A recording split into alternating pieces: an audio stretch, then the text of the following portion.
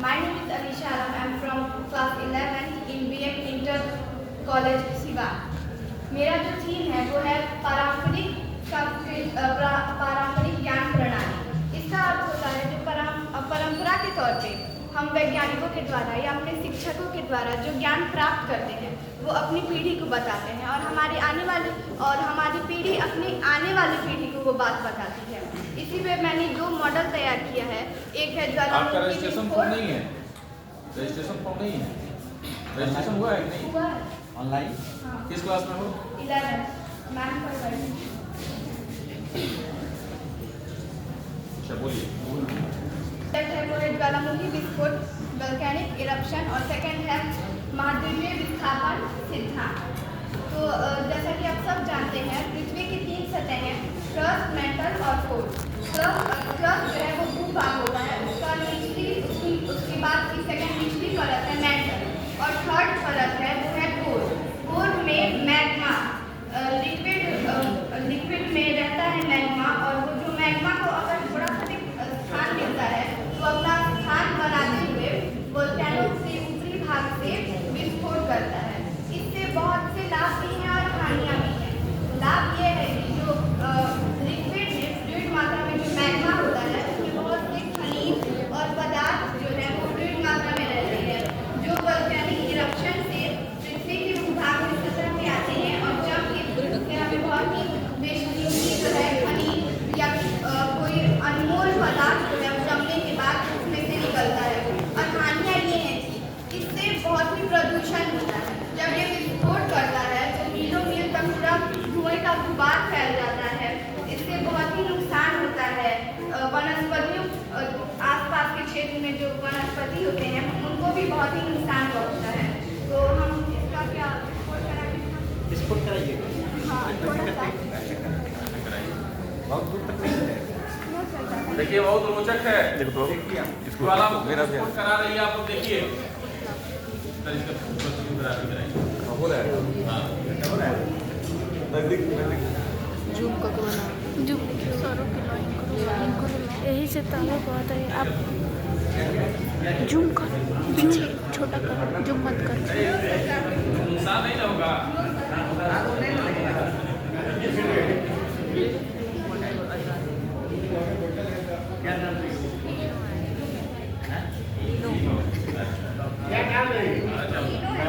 थोड़ा दे वो पड़ेगा।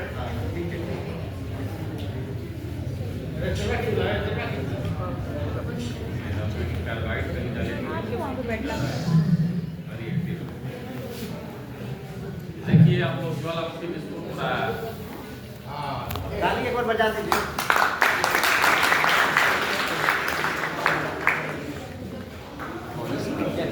ठीक है वो क्या पा रहा है? ठीक है। सेकेंड जो है वो महाद्वीपीय विस्थापन सिद्धांत।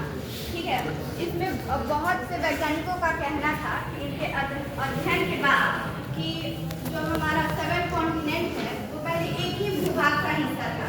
बहुत से वैज्ञानिकों ने इसे बताया, किसी ने मानचित्र बना करके दिखाया, लेकिन जो अल्फ्रेड वेगनर थे उनको इसका जनक कहा जाता है क्योंकि उन्होंने इसे सिद्ध किया और इसको प्रस्तावित किया कि हाँ जो हमारा 7 कॉन्टिनेंट है वो पहले एक ही भूभाग का हिस्सा था।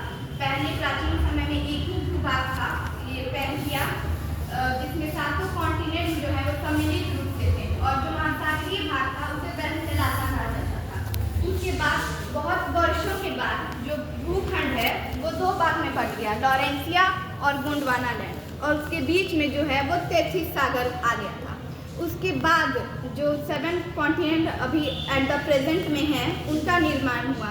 इससे वो अल्फ्रेड वेगनर ये कहना चाहते थे तो कि हमारा जो भूभाग है वो गतिमान है, वो एक जगह स्थिर नहीं है और वो इतनी धीमी गति से गति कर रहा है कि हमें एहसास नहीं है। और इसका बहुत ही कारण था, बहुत से मुख्य कारण थे जिनसे उन्होंने कहा कि जो है महाद्वीप जो है एक दूसरे से जुड़े हुए थे। ये भी हम आपको बता सकते हैं, जैसे कि साउथ अमेरिका है और अफ्रीका है। ये पजलाइजेशन के द्वारा उन्होंने मैप के द्वारा ये समझा कि जो अफ्रीका में अगर हम लोग साउथ अमेरिका को ऐसे ऐड करेंगे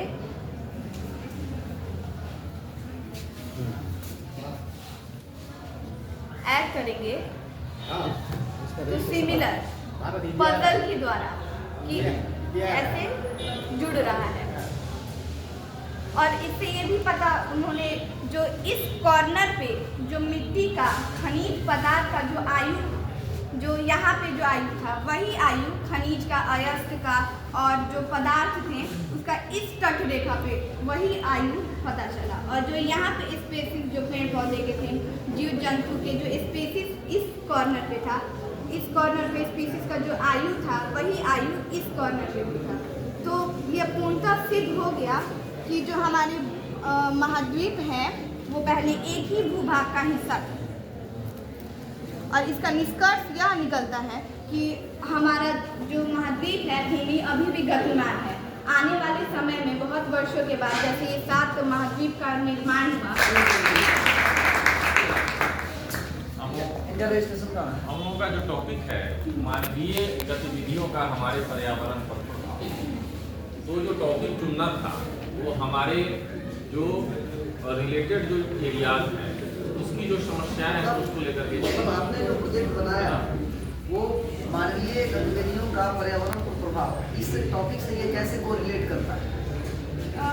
ज्वालामुखी मानवीय मानव के द्वारा प्रदूषण फैलाया जाता है और ज्वालामुखी का विस्फोट होता है बहुत ही गलत। आप पेपर ये से कैसे जुड़ा, आपने टॉपिक का चयन कैसे किया, आपने इस टॉपिक का चयन कैसे किया? मैंने आपने इस विषय वस्तु को क्यों, आपके मन में ऐसा क्या आया कि